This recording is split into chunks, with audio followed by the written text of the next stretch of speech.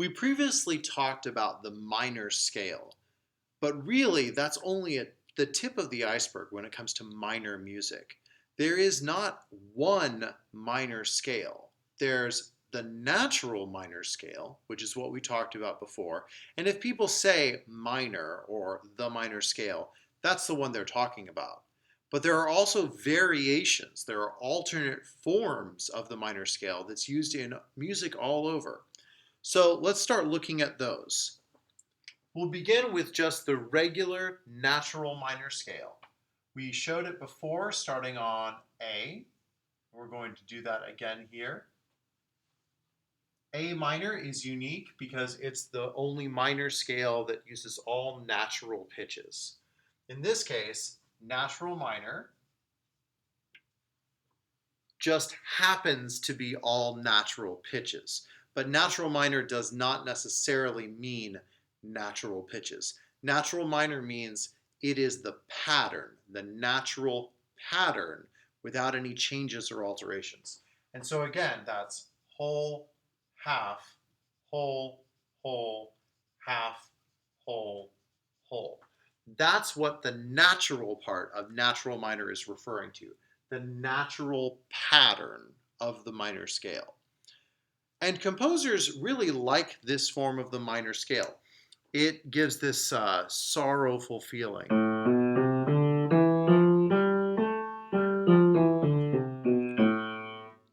But they noticed over time that it doesn't have the same sort of drive as the major scale. The major scale has this movement.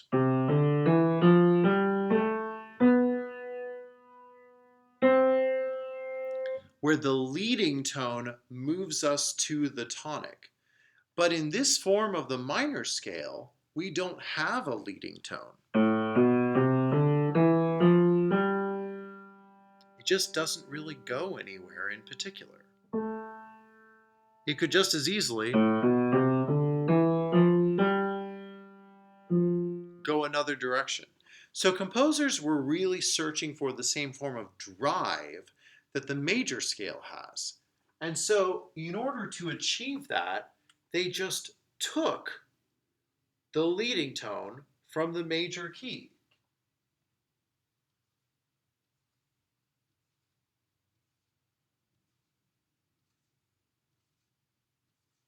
So that seventh note, our seventh scale degree, in this case we had a subtonic, we had a step below the tonic, and they just raised it by a half step and gave us a leading tone.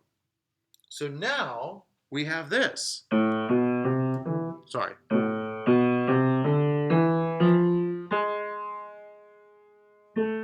And it drives us forward to the next one. And they're like, oh, we really like that. That's a great drive, and it's really, really good for chord progressions.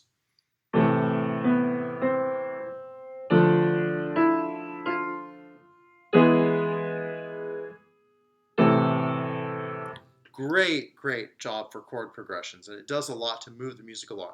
But we do get this odd little distance here where this is a step and a half, a much larger interval than what we normally have between two adjacent notes in a scale. And it gives this kind of different feeling, which some people say like, oh, that reminds me of, Middle Eastern music, or that reminds me of, Egyptian or whatever. People say different things. There are a lot of cultures that use that augmented second, that step and a half. But the European composers that were working with this scale said, that's not as common to the music that we work with. And so what's a way that we can sort of take the harmonic function, the chord function of that, and alter it? Well, the name of this form of minor that has the seventh scale degree is called harmonic minor, because it produces such wonderful harmonic progressions. They said, but it does not produce as strong of a melody in their mind, in their ears, to what they were used to writing, because of that step and a half between 6 and 7. So they said, what if we raised this one as well? So now, instead of this, you get this.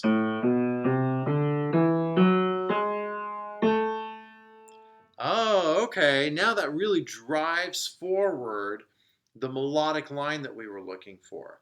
But the only problem with that is that we've now changed two different notes. And you might remember from the previous video that there's only three pitches that separate major from minor. Because we've changed two of the notes, if we spend a lot of time in this part of the scale,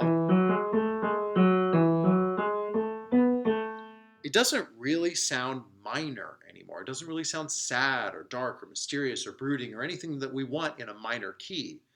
And so composers arrived at the solution of, when I'm headed toward the tonic, when I'm going up, I'm going to raise these notes. But on the way down, I will return them to where they were before. So in this case, when I raised them with a sharp, and I returned them by putting naturals on them. If they were flat and I raised them with a natural, I would return them by putting a flat back on them. So I put it at whatever the natural form of minor would have had on those notes. Some people think of raising and lowering, however you want to think of it, but just think that these are the altered notes, the different notes, and these are what the natural minor would have had. Now, the solution for this is a much stronger direction with our melody, and we call this melodic minor. So on the way up,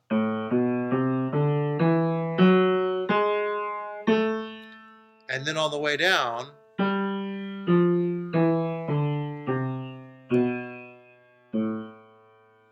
so we kind of get the best of both worlds in there, but it does require the most changing. In this scale, we have a different form for the ascending than we do for the descending.